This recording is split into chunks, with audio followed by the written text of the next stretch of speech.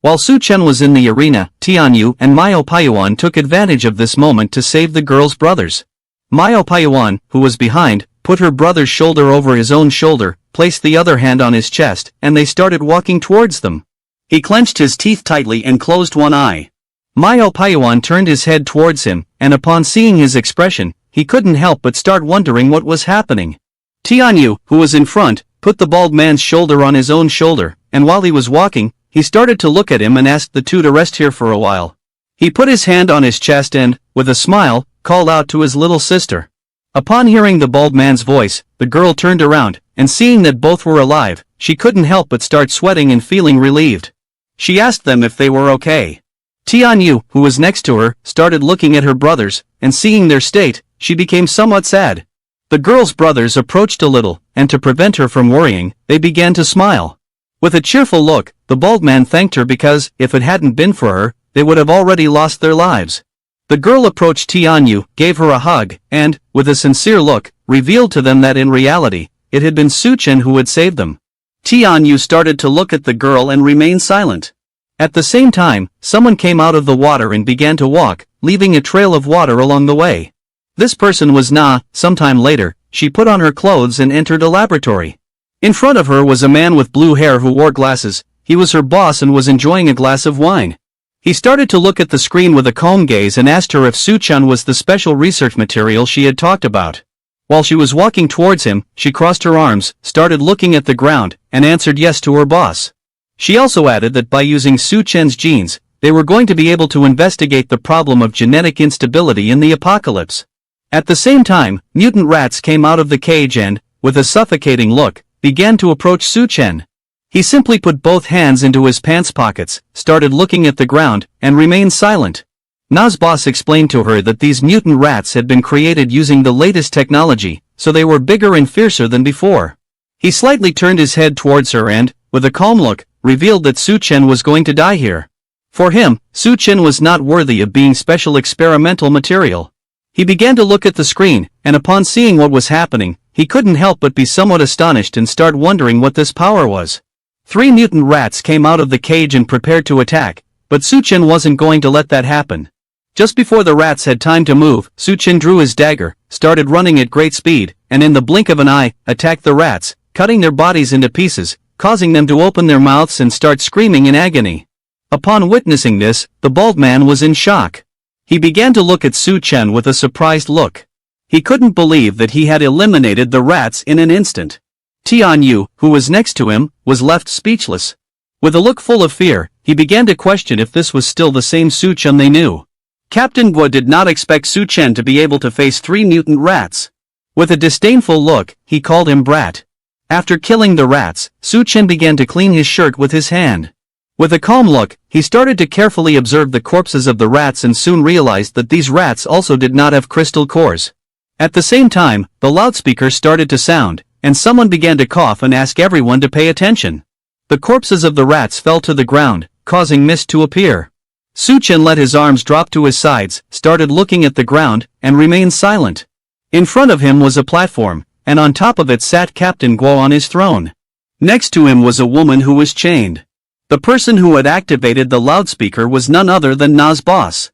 He approached the microphone, and while observing everything, he began to smile and informed Captain Guo that Su Chen was the test subject he needed. He gave the order to Captain Lao Guo and Tianyu to capture and bring Su Chen to the laboratory. Guo knew that Tianyu was on Su Chen's side now that the boss had spoken. He couldn't help but start smiling because Tianyu was finished. Tianyu panicked and, while sweating, thought that this was not good. Their boss wanted to capture Su Chen to experiment with whether he was alive or dead. The mist started to get thicker, and Su Chen, who was standing on the arena, remained calm, began to look at Captain Guo, and prepared for any possible attack. Tianyu started sweating. She extended both hands to the sides and, with a worried expression, thought that Su Chen was in danger. Miao Piyuan, who was behind her, approached her and, with a shout, caught her attention and asked her to follow him since it was time to leave here. The situation no longer looked good. If they didn't leave now, they wouldn't be able to do so later. Despite being in shock, she tried to stay calm. She wasn't going to leave while Su Chen was here, she wasn't going to leave him alone. Captain Guo stood up, started to approach the mace, and while he was laughing out loud, he told Tianyu that he had heard that they were brothers. Everyone who was in the university had survived thanks to the boss, so he asked him which side he was going to choose. Tianyu started to look at the ground with a lost gaze and began to think about what to do now. Chen started to look at Tianyu and asked him what was happening. He raised his head and, with a calm voice, explained that their boss was named Lu Haiyan, who, at the beginning of the apocalypse, had developed a potion that could make people stronger. Therefore, he was the person who controlled the university. With a serious look, he began to stare at the ground, and it was revealed to him that the potion Lu Haiyan had created drained one's life force in exchange for power. So once they no longer had the potion, they would become weaker than anyone else. Chen understood how Tianyu felt, so with a cheerful look, he asked if he was willing to come with him if he told him that he had a solution to this problem. Tianyu didn't even lift his gaze and apologized to Chen because he had no other choice.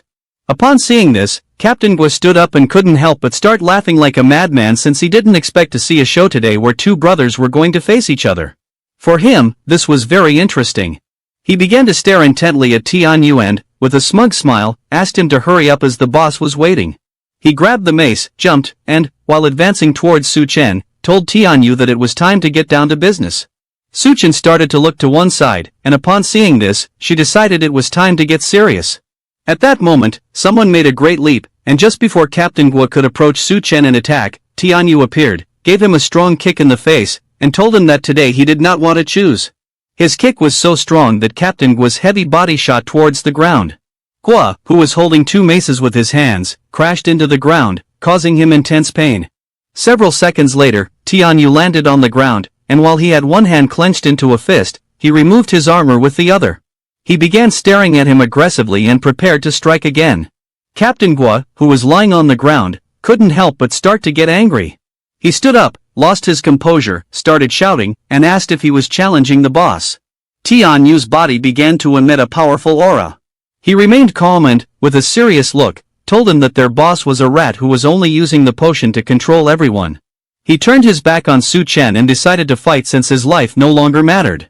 Chen, who was standing behind him, was somewhat confused, as he didn't know what was happening or why he was behaving this way. Duanyu and Payuan were somewhat surprised. Chen began to look at him with a cheerful gaze and, with a smile, thought that he hadn't changed at all. With a serious look, Tianyu told Gua that if anyone dared to touch his brothers, then they would have to deal with him. Chen saw in him the same Tianyu he had known in school. He gathered momentum, started advancing towards Gua, and prepared to attack. While he was holding the two maces, he stood up, and seeing that he was courting death, he decided to crush them both together. Tianyu approached him, clenched both fists tightly, adopted an offensive stance, and told him that he still had a long way to go before he could defeat him. He clenched his teeth tightly, and just before Gua could do anything, he launched a chain of punches towards him, which began to impact his body. Despite receiving a lot of blows, Gua continued as if nothing had happened.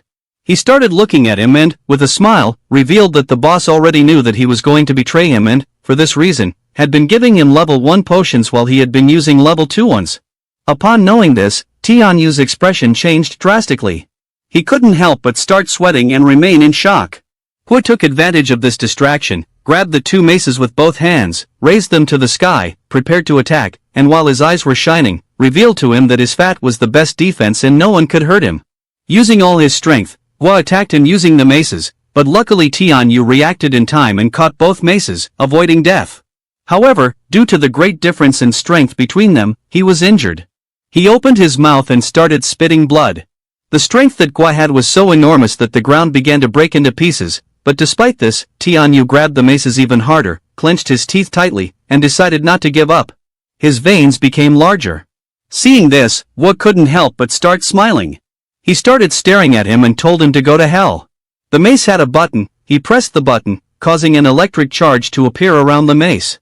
Tianyu, who was bleeding, soon realized that there was also electricity in the meteor mace.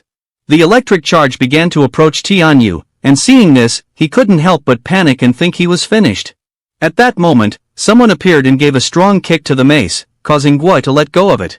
As a result, the handle started moving towards his face, he began to sweat, and with a look full of fear, he started wondering what was happening. This person was none other than Chen. He placed both feet on top of the two maces and pushed hard, causing one to pierce Gua's eye and the other his chest. He mocked him by asking if no one could hurt him. Tianyu was dumbfounded. He couldn't believe that Su Chen had actually managed to injure Captain Gua. Du Yunyu and Miao Paiyun were in shock and dumbfounded at the same time. They couldn't believe what their eyes had just seen. Lu Heian, who was observing all this from the laboratory, simply remained silent, marveling at the extraordinary turn of events.